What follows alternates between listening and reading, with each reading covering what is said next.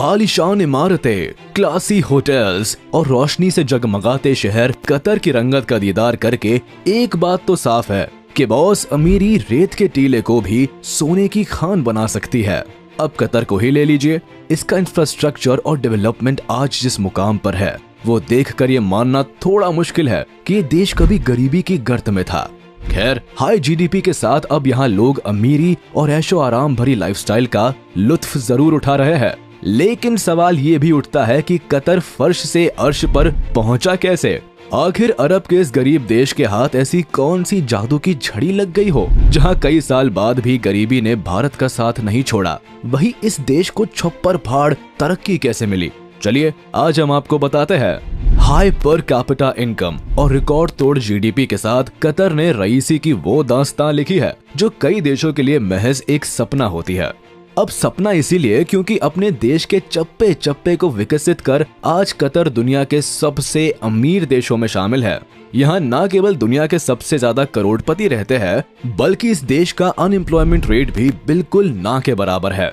कहा तो यहाँ तक जाता है कि आने वाला सुनहरा भविष्य कतर के नाम लिखा जा चुका है। आने वाले वक्त में भले ही अरब देशों पर गरीबी की मार पड़े, लेकिन कतर की इकोनॉमी को हिलाना पहाड़ हिलाने के बराबर है। अब आप भी सोच रहे होंगे कि तेल के भंडार के चलते ये देश सफलता के सुहाने सफर पर निकल पड़ा है, लेकिन इतिहास उठाकर देखें तो अमीरी की इस हद तक पहुंचने के लिए कतर को कई रास्तों से गुजरना पड़ा है। 1916 में अंग्रेजों के अधीन आने से लेकर एक स्वतंत्र राष्ट्र के रूप में विकसित होने तक इनकी लड़ाई काफी लंबी रही। 1940 में कतर के ऑयल रिजर्व के साथ ही अंग्रेजों ने इस देश को लूटने का भी पूरा मन बना लिया। दुनिया के दूसरे देशों में यहाँ से तेजी से तेल सप्लाई होने लगा। इससे कतर की अर्थव्यवस्था में सुधार तो आया, लेकिन लोग अब भी केवल 2 वक्त की रोटी कमाने के लिए सक्षम थे। फिर 1970 में कतर की किस्मत तब चमकी जब इस देश को अपने नेचुरल गैस फील्ड का ज्ञान हुआ। अब तक अंग्रेज भी समझ चुके थे कि नेचुरल गैस वो हीरे की खान है जो ब्रिटिशर्स को अमीर बना सकती है, लेकिन उस समय एडवांस टेक्नोलॉजी और गैस को पाइपलाइन से सप्लाई करने की सुविधा ना होने की वजह से इस रिसोर्स को एक्सप्लॉइट करना अंग्रेजों के लिए मुश्किल रहा। ये पॉइंट कतर के लिए सोने पर सुहागे से कम नहीं था, क्योंकि उसके अगले साल ही आजादी के साथ इन्होंने अपने देश की अर्थव्यवस्था और लिविंग स्टैंडर्ड को दुरुस्त बनाने पर जोर दिया। हालांकि इस दौरान कतर पर सऊदी अरब का राज रहा, लेकिन 1990 में ये देश सऊदी अरब से भी अलग हो गया और इसने विकास की वो रफ्तार पकड़ी कि केवल कुछ ही सालों में कतर डेवलप्ड नेशंस में अपनी दावेदारी रखने लगा। अगर आप सोच रहे हैं कि केवल तेल के भंडार के चलते इस देश के अच्छे दिन शुरू हो गए, तो बता दे कि कतर की सत्ता में बैठे बड़े राजनेता बहुत पहले ही जान गए थे कि तेल के सहारे हमारे देश की अर्थव्यवस्था को चलाना एक बहुत बड़ी भूल हो सकती है। इसीलिए 1995 के बाद से ही कतर ने इंफ्रास्ट्रक्चर से लेकर हर क्षेत्र में काम करना शुरू कर दिया। इन्होंने तेल बेचकर कमाए हुए पैसों को साइंस टेक्नोलॉजी में इन्वेस्ट किया और लिक्विफाइड नेचुरल गैस को दूसरे देशों को बेचने का जरिया ढूंढ निकाला। इस आविष्कार से हुआ ये कि अब कतर केवल तेल पर निर्भर नहीं रहा, इनके देश से नेचुरल गैस सभी देशों में बेची जाने लगी। 30% लिक्विफाइड नेचुरल गैस के साथ इसकी गिनती दुनिया के लार्जेस्ट एलएनजी एक्सपोर्टर में की जाने लगी। कतर के इकोनॉमी में आए इस बूस्ट से यहाँ रोजगार के कई रास्ते खुल गए। लोगों के हाथ में पैसा आया तो उनका लिविंग स्टैंडर्ड भी तेजी से बदला। कम जनसंख्या के चलते भी जनता की सभी जरूरतों को पूरा करना कतर की सरकार के लिए मुश्किल नहीं रहा। इन्होंने हेल्थ, एजुकेशन, रोड्स, फूड और होम जैसी सभी सर्विसेज पर सबसे पहले फोकस किया। कतर वासियों के लिए घर बनाने से लेकर बड़े बड़े हॉस्पिटल्स, स्कूल बनाने तक इन्होंने लाजवाब इंफ्रास्ट्रक्चर तैयार किया।